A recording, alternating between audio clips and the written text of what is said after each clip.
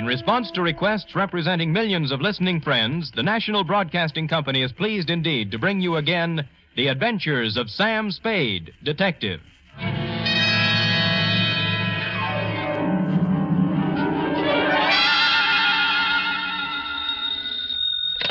Hello? Me, sweet. What number have I got? The Sam Spade Detective Agency, but... Oh, well, me, sweetheart. Something's happened. Call me later, Dwight. Dwight yet? Look. I didn't know you were in town. You didn't write to me or... Effie. Yes? This is me in the flesh, Sammy the Spade. Oh, now what? Goodbye. Effie, I'm in a payphone. My nickel is running out. Oh, Dwight, how can you be so cruel and play jokes at a time like this? Wait, listen. Ella, you listening? Yes. I am not dead.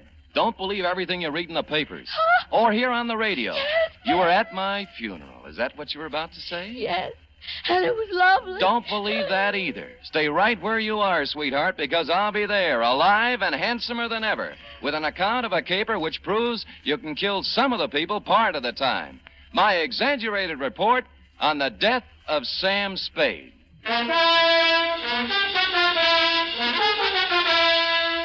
NBC welcomes back to the air a character who has captured the public imagination more completely than any other since the birth of Sherlock Holmes. William Spear, radio's outstanding producer-director of mystery and crime drama, brings you the greatest private detective of them all in The Adventures of Sam Spade. Ain't it grand to be bloomin' well dead? Candles at my feet, candles at my head. We're not open for business today. I mean, Mr. Spade's office is closed right now because... I'll wait.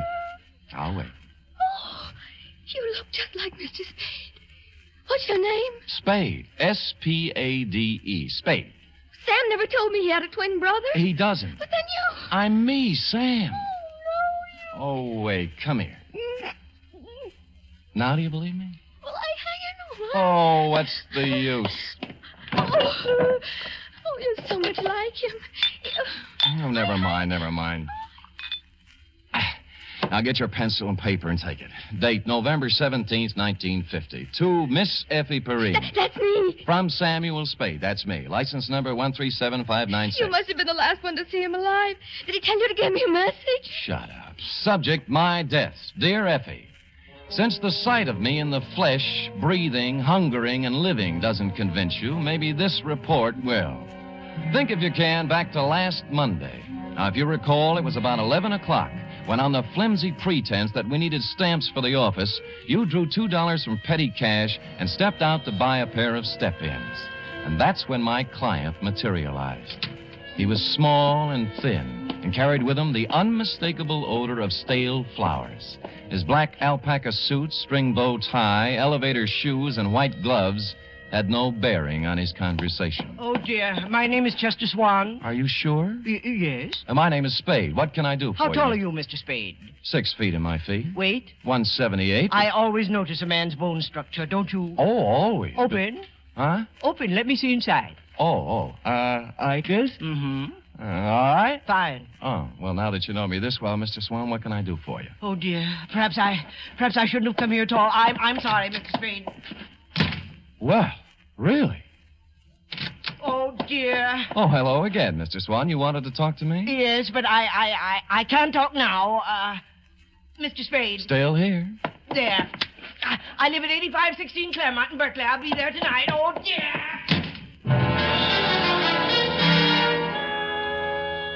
This time, as he made his exit, he left $50 on the edge of my desk. And so, stupid me, I was at 8516 Claremont at the close of the day.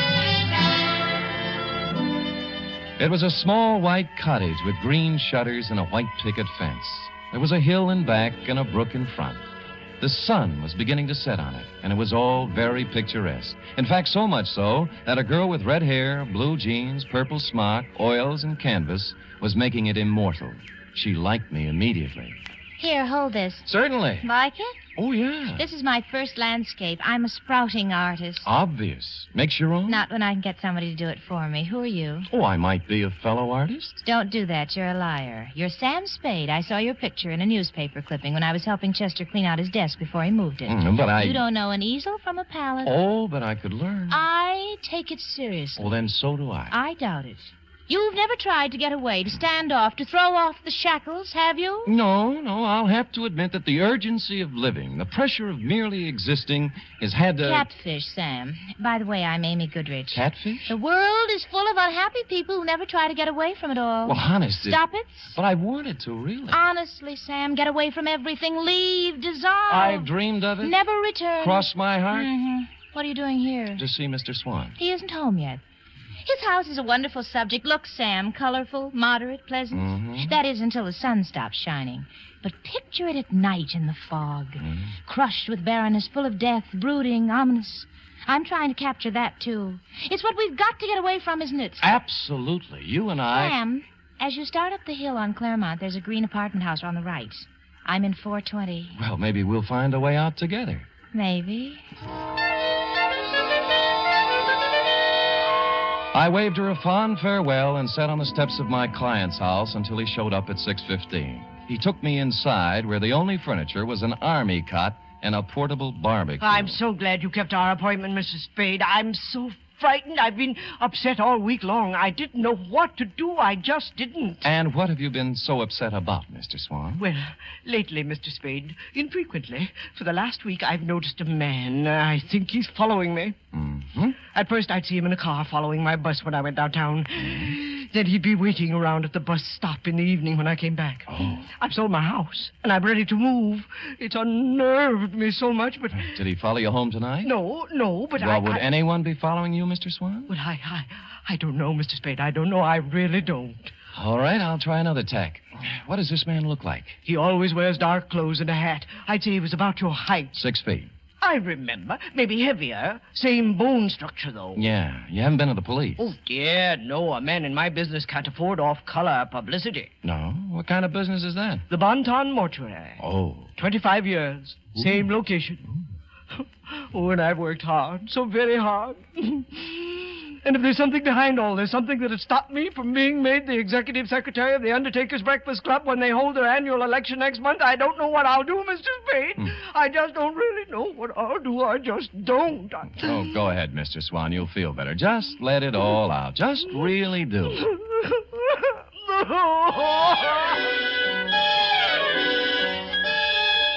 And he did.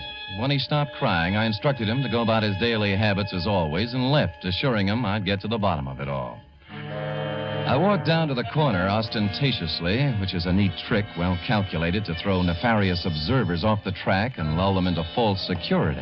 And when the bus showed up 10 minutes later, I got on it, rode 3 blocks, walked back, and took a plant across the street. A clever ruse, as you see, to invite a showdown. 2 hours later, a man about my size and dark clothes appeared over the hill and crept stealthily to the front of my client's cottage. He had his eyes glued to the window when I walked up behind him. Hey, let go of me. Come on, you're going inside. Listen, I'm no peeping Tom. No, you're the bloodhound type. I'm inviting you in for a real sniff at your Oh, no, quarry. you don't. Well, all right, then I'll go quietly. Okay, that's better. Now we'll just walk on. The kick he landed on me wasn't according to Queensberry. I couldn't move for 3 or 4 minutes, and by that time he disappeared.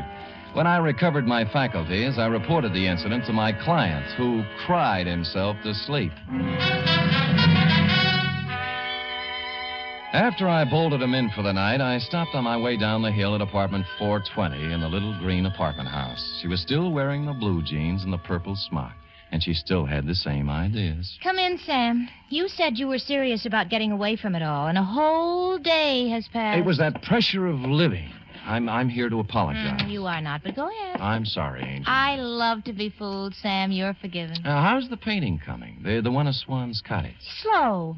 Fog is always tough. Looks nice, though. How long you been on it? 3 weeks all told. Well, then you've had a pretty good plant on the house, haven't you? Ever notice a tall, broad-shouldered guy in a dark suit casing the place? Tall, broad-shouldered. Pretty much like me.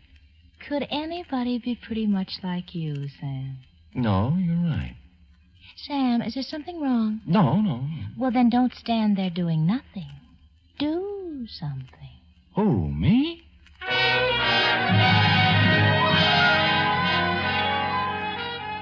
Amy fixed me a small dinner which had a strong turpentine taste to it, and then we mixed oils and painted and made fudge. Next afternoon at the Hall of Records, I did a little spade work on Chester Swan. His application and permit to practice undertaking in the city of San Francisco were dated 1938. Details: unmarried, 52 years of age, graduated from mortician school in Ohio, listed one living relative, nephew, Theodore J. Swan, Toledo, Ohio. I was gathering the above information when I smelled whiskey over my shoulder, which is always good luck. It was Al Torrington, who was also in the private investigation racket in this city, and he was leaning, peering from my face to the card that I held in my hand. He get over to you, too, Sam? Who got over to me, Al? Him? That thinny with the tears. What's his name? My eyes ain't so good. Swan, Al. Chester Swan, mortician. Yeah, that's him, Sam. The same one exactly. Came to my office 2 weeks complaining about somebody following him. And he did nothing about it. Said I was too fat. Oh, well, you are, Al. Are you sure? Sure, I'm sure. And some other of the boys said he was around there, too. Wanted a private eye, but he wanted a man who looked just right. How right? Obviously as right as you are, Sam, because it looks like he picked you. Yeah. yeah. Yes, F, it did look like he picked me. And I thought that over, and I didn't like it.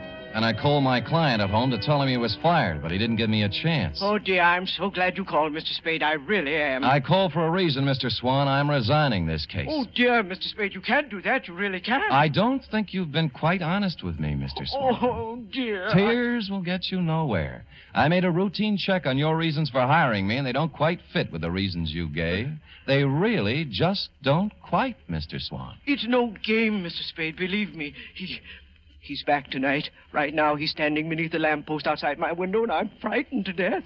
Please hurry over, Mr. Spade, and let's get this business straightened out. Please, please. And stupid me, I went over. And I found that little white cottage on the hill looking grim and gaunt in the heavy fog. Amy's words about it being crushed with barrenness, full of brooding and death, came back to me. And Mr. Swan's frightened words about a mysterious man in dark clothes waiting beneath the streetlight also came back to me, particularly when I noted there was no streetlight near the house. However, there was a light somewhere in the rear of the house, and the front door was ajar. Oh, Mr. Swan! Mr. Swan, are you here? Oh, Mr. Swan, it's me, Sam Spade. Are you here? Mr. Spade?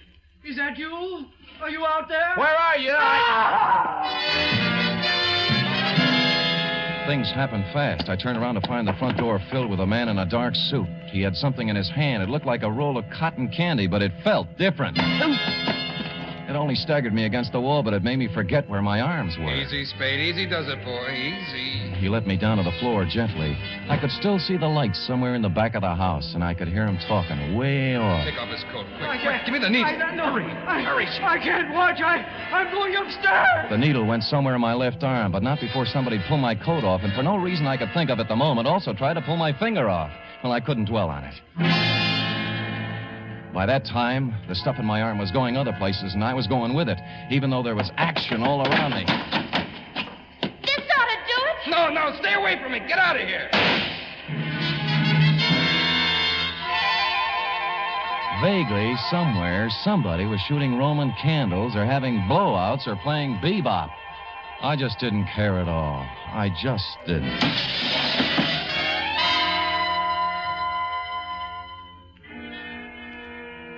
The first thing I saw was sunlight. It was the kind you see in a picture.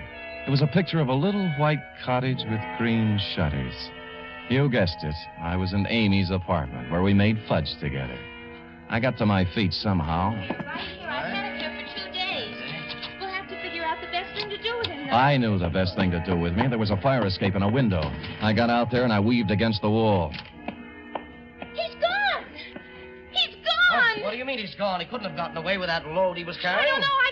He was unconscious when I left. Well, don't him. just stand there. We've got to do something. There might be trouble. Now, let's get going. I didn't wait to find out what they were going to do. I made my way down the fire escape and started walking for the street, and that's when I noticed my shoes didn't fit me anymore. They weren't mine. And neither was the gray flannel suit with the label marked Tidkeys. Neither was the blue shirt. While I was at it, the ring on my finger engraved Emerson High, 1936, wasn't mine either. My new belt buckle had a big letter T on it. which is not my initial. It really isn't. And I didn't have any use for the eyeglasses in my coat pocket either.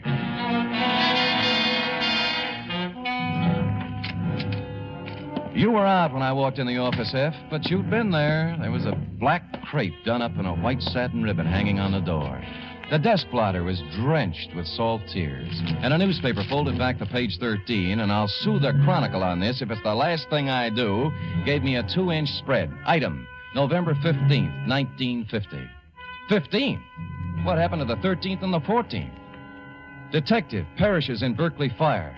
I read it through once, then twice. It was my obituary.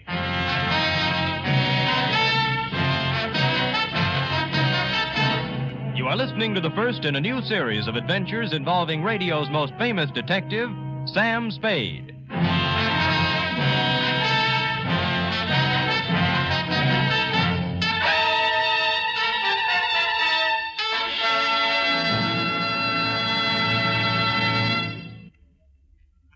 Later tonight on most NBC stations, Duffy's Tavern comes your way with another merry half-hour session, starring Ed Gardner as Archie the manager. There's a full serving of laughs garnished with chuckles and whipped up by Archie and his unpredictable friends, Miss Duffy, Clifton Finnegan, and Eddie the waiter. It's just one of the many great Friday evening entertainment features on NBC. It's Duffy's Tavern, your cue for better listening where the 3 chimes always mean good times. Make it a Friday evening habit to tune early and stay late at your favorite NBC station.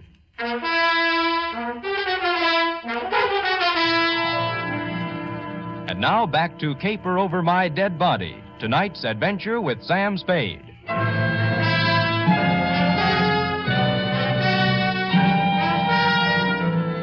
I left the crepe on the door and went out to buy a new desk blotter and some more newspapers. The Hobo News had the best story, which wasn't much. Samuel Spade, licensed private investigator, perished Wednesday night in a fire in a vacant house in Berkeley. His warm friends will feel regret at the passing of a man who was always kind to the poor. None of us ever asked Sam Spade for a handout without receiving a kind word and bon mot as he turned us down. This was nice, but I wanted more. Figured I was fairly safe to wander about unrecognized. My ill-fitting attire acquired from my unknown benefactor would be disguise enough when combined with my 2-day beard. Engine Company 16, Berkeley Division, had handled the fire, and half a block away was a grog shop called the Shamrock. I waited for a fireman to come in. Bartender! Bartender! What kind of a place are you running now? I've been here 5 minutes already. All right, shut up, Patty. You just arrived. Well, it seemed like 5 minutes. A wee bit more there, if you don't mind. That's enough for you, Patty. You're still on duty. I am not. I'm off now. The chief said I could be off. It ain't every day I receive such a shock to me system. You received your shock 3 days ago. And I'm still shaking, man. Oh, the sight of him was terrible, terrible. Burnt as black as the good saint's beard. All twisted and horrible in death. He was probably dead drunk and didn't know what happened to him. And were you there fighting the flames and finding him like me? Oh, it was terrible, terrible, terrible. Terrible. It wasn't that bad, and you've had your limit. And who says so? I say so. Oh, you do you? And who are you? Your brother-in-law.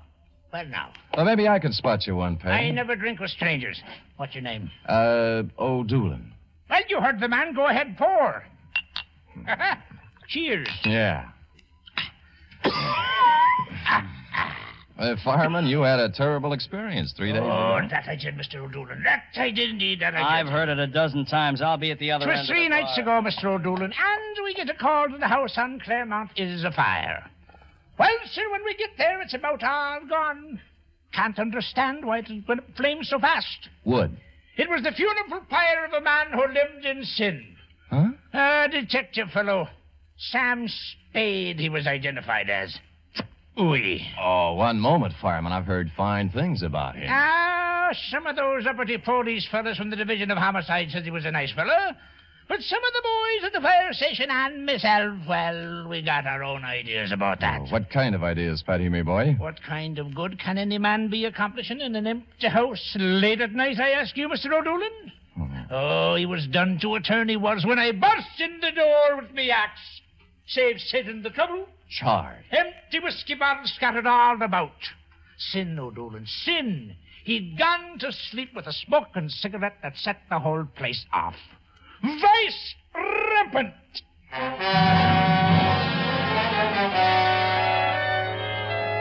From there, I went downtown to a telegraph office where I sent a wire to Toledo on a long chance. And while I was waiting for an answer on a not-so-long chance, I slunk into the Bon Ton funeral parlor to pay my respects to the departed.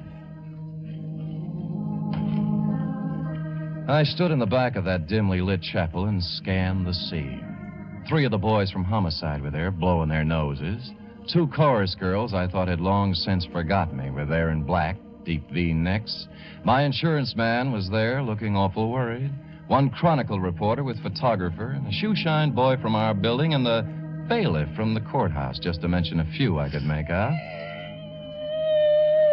And you were there, Effie, up front near a closed casket. I made out a bower of flowers from robbery detail. It said, "Goodbye, Sam." Maxie from the city morgue was the only one who looked at ease. All right. Does anyone wish to, you, miss? Many called him Shamus, but I called him friend. On this, his last caper,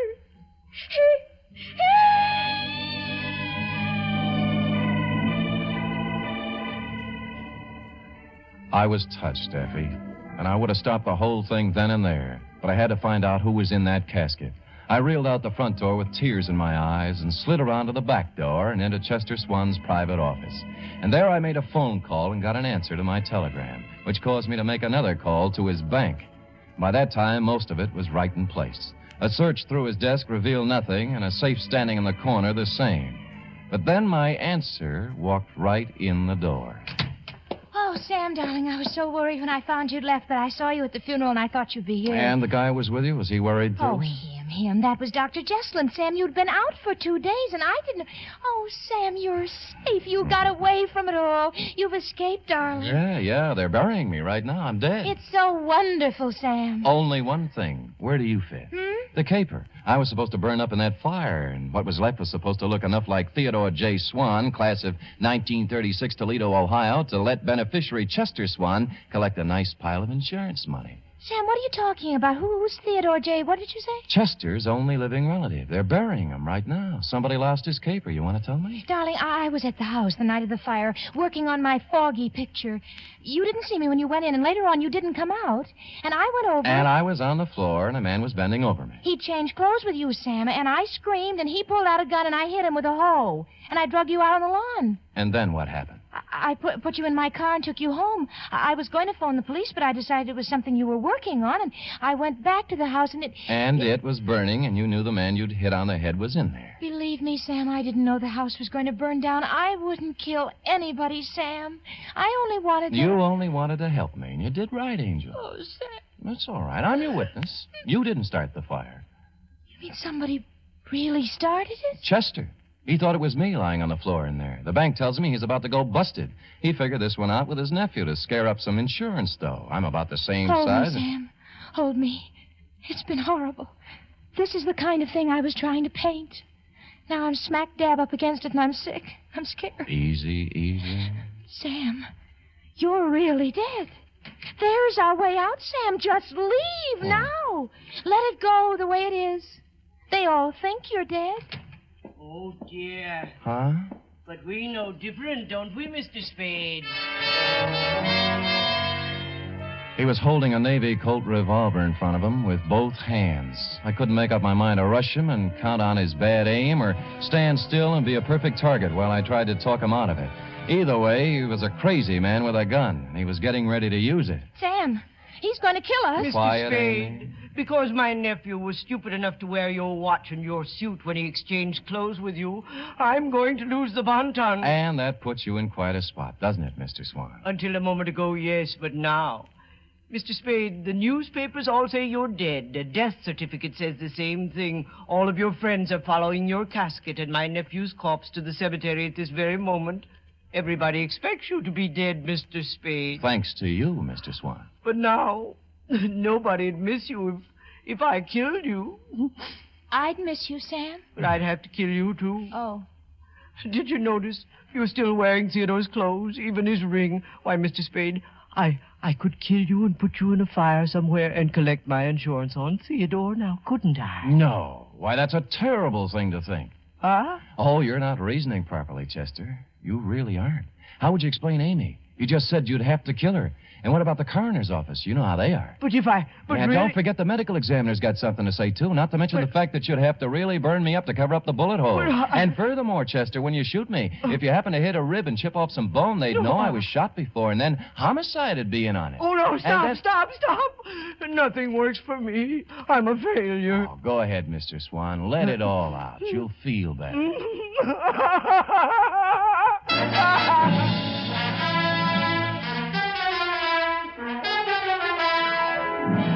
And he did. And he's still crying in his cell downtown. Period. End of report. Oh, Sam, you were so brave. You actually stood there and talked that crazy man out of murdering you. You were wonderful. True, Effie? Amy thinks so, too. She's going to do me in oils when they let her out of the pokey. Amy's in jail? What for, Sam? Oh, technical charge of an involuntary manslaughter. They'll spring her as soon as the coroner's inquest is completed. Dear Amy. Did she make good fudge, Sam? Fudge? Oh, that was the least of it. Oh? What do you mean? After the fudge. What then? Panucci. Oh, boy. Say, go type that up, sweetheart, while I see if there's any mention of my miraculous resuscitation on the radio page. Go. Scoot.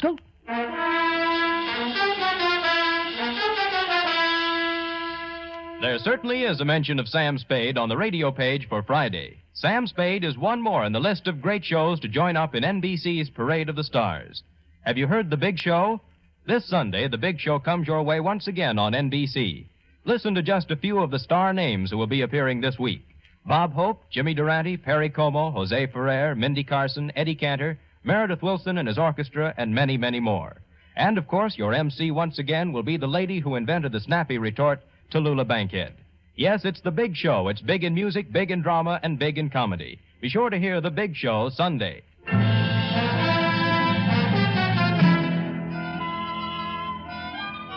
Well, here it is, Sam. All typed up. Good. I will sign it, and you will keep it, always, to remind you that I'm still here. Oh, Sam. Living, breathing, brave, and handsome. A paragon.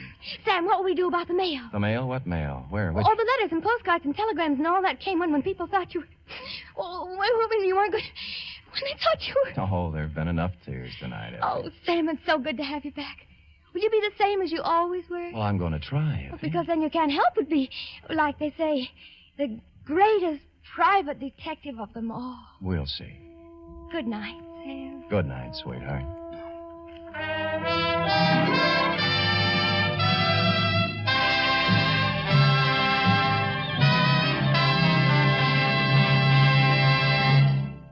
The Adventures of Sam Spade are produced, edited, and directed by William Spear. Sam Spade was played by Stephen Dunn. Lorene Tuttle is Effie. Script for tonight's adventure by E. Jack Newman. Musical scoring by Lud Gluskin, conducted by Frank Worth.